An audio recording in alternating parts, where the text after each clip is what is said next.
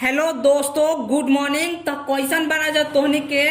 तो आज हम फिर से लिख के लाइल बानी सबसे सुपरहिट और शानदार बेवफाई सॉन्ग जवन की शिल्पी जी के ट्रैक पर लिखल बा। वे खाई अपना मर्दा के कमाई ला जाई काहे। तो दोस्त हम एक स्टोरी बतावत बानी कि ई एगो बेवफाई सॉन्ग बा, मतलब कि प्यार व्यार के चक्कर में ई सब गाना लिखल गया बा। धोखा उखा देले रहल है ओकरे बारे में गाना लिखल गया बा। तो चलो सॉन्ग स्टार्ट करे से पहले तोहनी सबसे आग्रह बा, निवेदन बा कि हमारा चैनल पर नया होगा जाता हमारा चैनल के सब्सक्राइब कर लिया, ताकि जब भी हम नया नया वीडियो डालम तो सबसे पहले तोहनी के पास पहुंची। तो चलो बिना देरी के मुखरा स्टार्ट करल जाओ।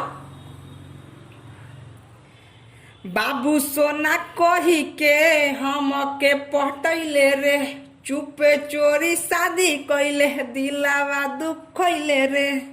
अरे धन बाबू सोना कही के हम के पटैले रे, चुपे चोरी शादी कैले दिलावा दुखैले रे।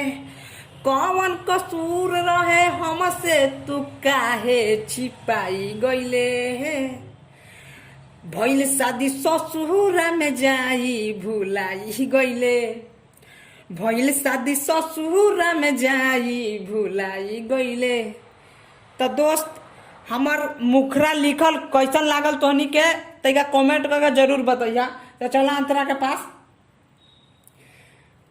आवे नहीं नींद हमके राती में हो, हमके राती में दर्द उठेला बड़ी छाती में हो, हमके छाती में आवे नहीं नींद हमके राती में हो, हमके राती में दर्द उठेला बड़ी छाती में हो, उठे छाती में।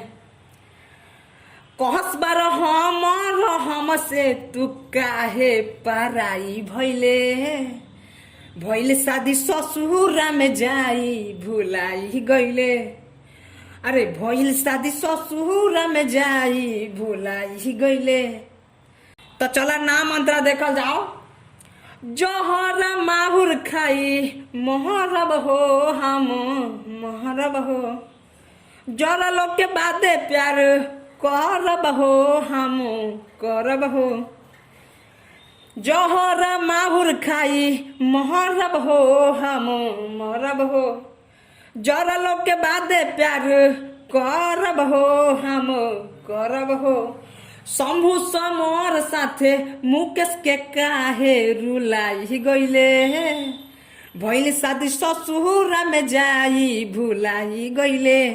अरे भइल शादी ससुरा में जाई भुलाई गईले। तो दोस्त लोग हमार गाना लिखल कैसा लागल तोहनी के कमेंट करके जरूर बताइया। और चैनल पर नया होगा तो चैनल के सब्सक्राइब कर लिया।